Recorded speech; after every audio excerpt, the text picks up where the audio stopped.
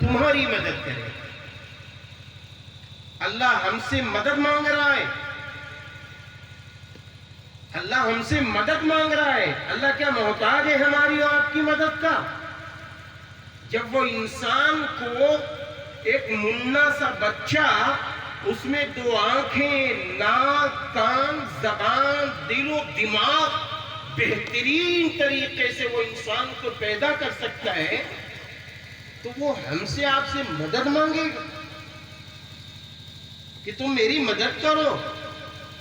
مسئلہ یہ ہے کہ اللہ مدد کون سی مانگ رہا ہے؟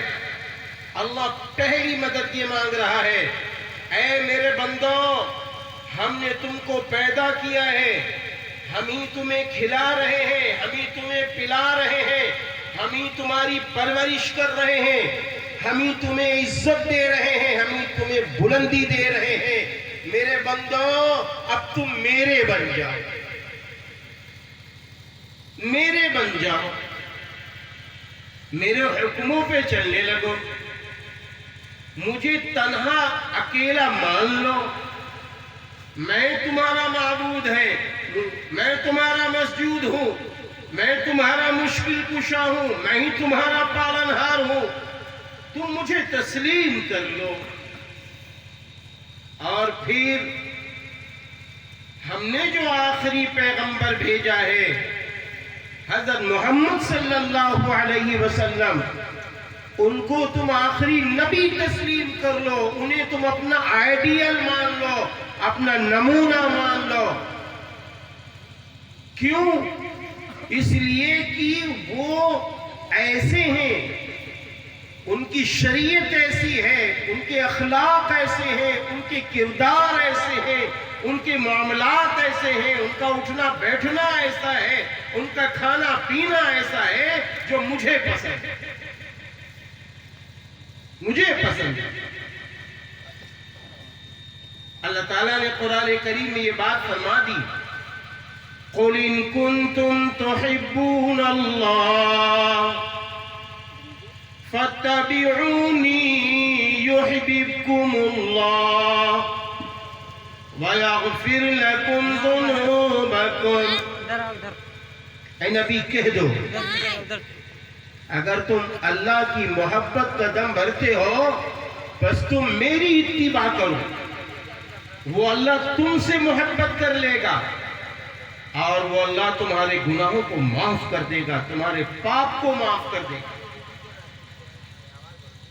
اس لیے ہم جب اپنے محبوب نبی کو آئیڈیل بنا کر کھانا کھائیں گے، پانی پیئیں گے، اٹھیں گے، چلیں گے، پھریں گے، بات چیت کریں گے، یہاں تک مسکرائیں گے بھی، تو معلوم ہے میرا اللہ ان بندوں سے بڑا پیار بھی کرتا ہے.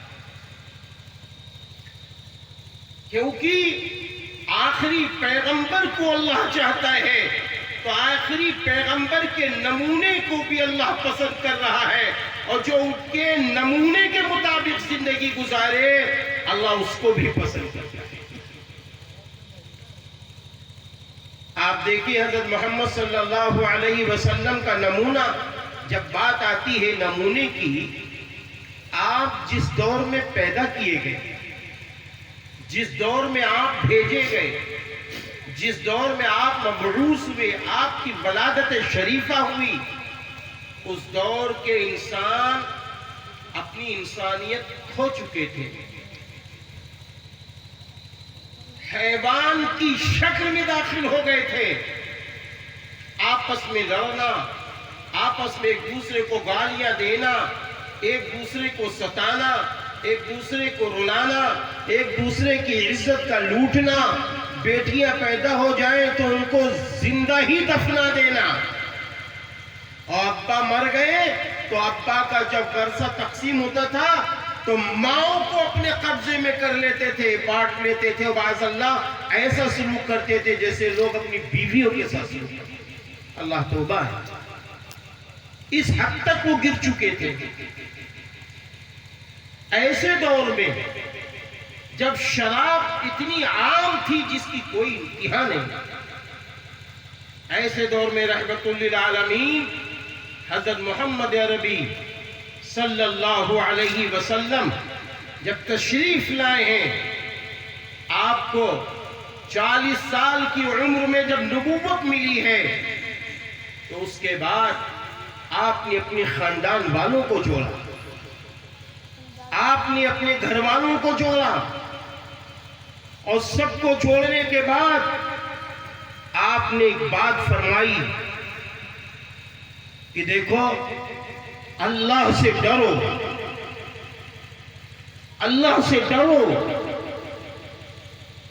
اور ایک اللہ کی مانو، آخری پیغمبر مجھے تسلیم کرو، تم کامیاب ہو جاؤ، تم بامراد ہو جاؤ گے، اپنے مقصد میں کامیاب ہو جاؤ گے۔